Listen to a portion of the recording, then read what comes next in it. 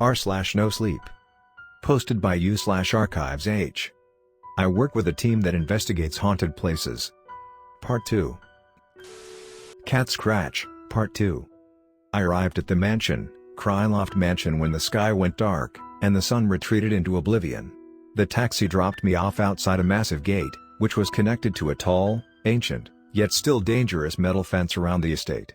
The estate itself was large, larger than any house I'd ever seen, and seeing the thing sent shivers up my spine.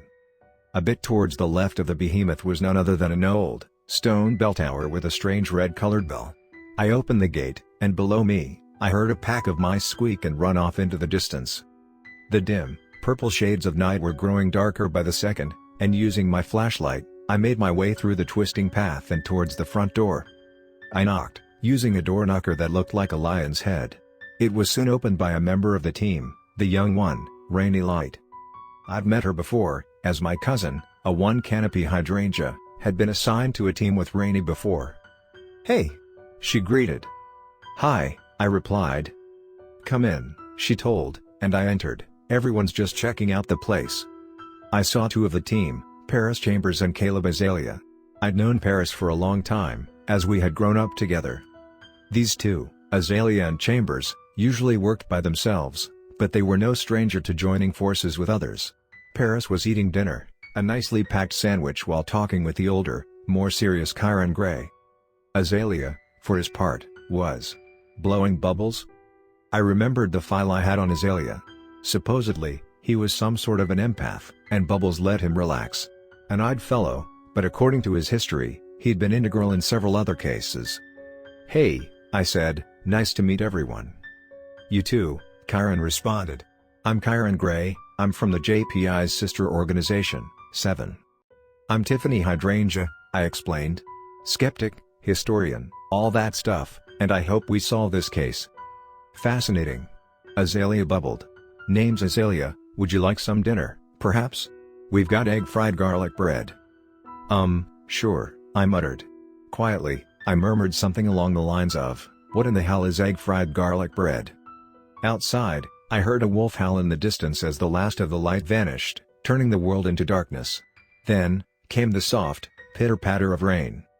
"So, which part of the house will we explore tonight?" Paris asked.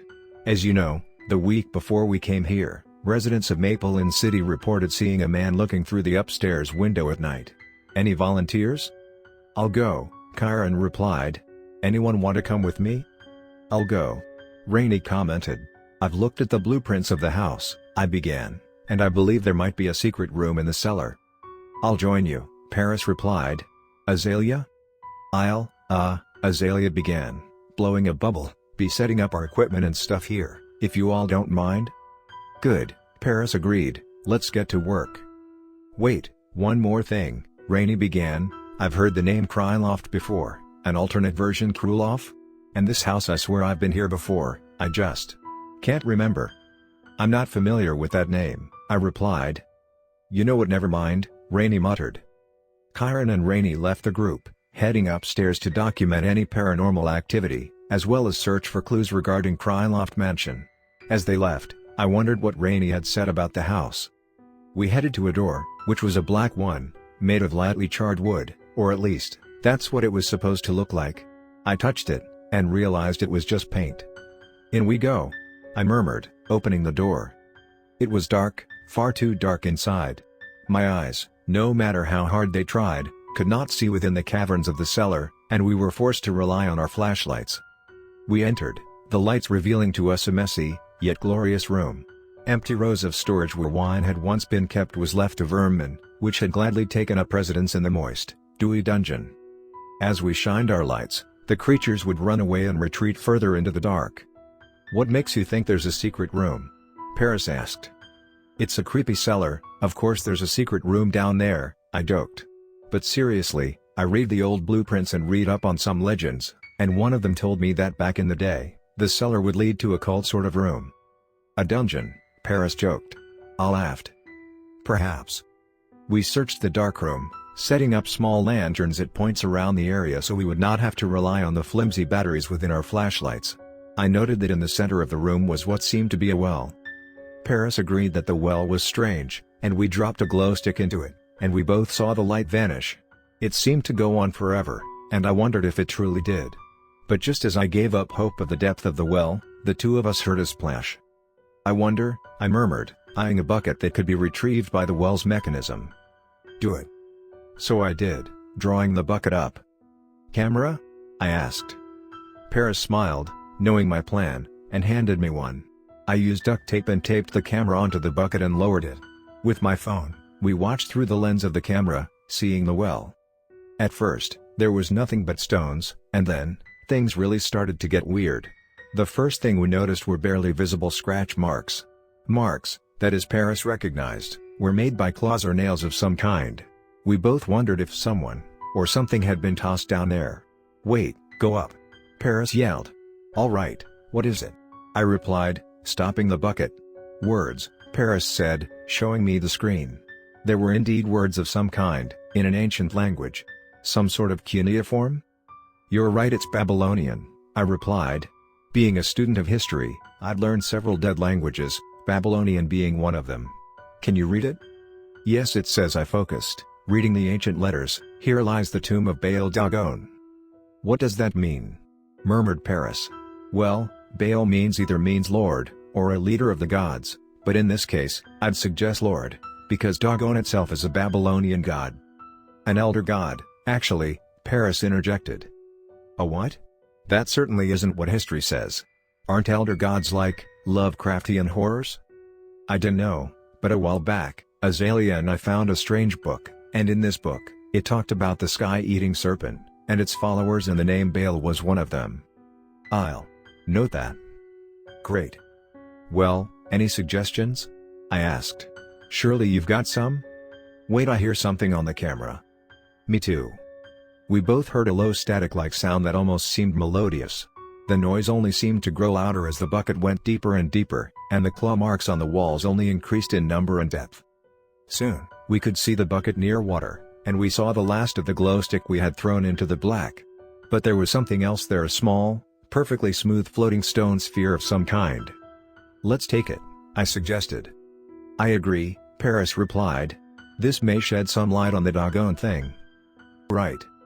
I drew up the bucket, making sure to take the stone with it, and soon, we had the small, round, white stone sphere in the bucket. As soon as it reached the top, we heard a click somewhere else in the room, and on the far side of the room, where a fireplace had been, was now an entryway leading into what seemed to be old, rotten stairs going down further into the depths of the world.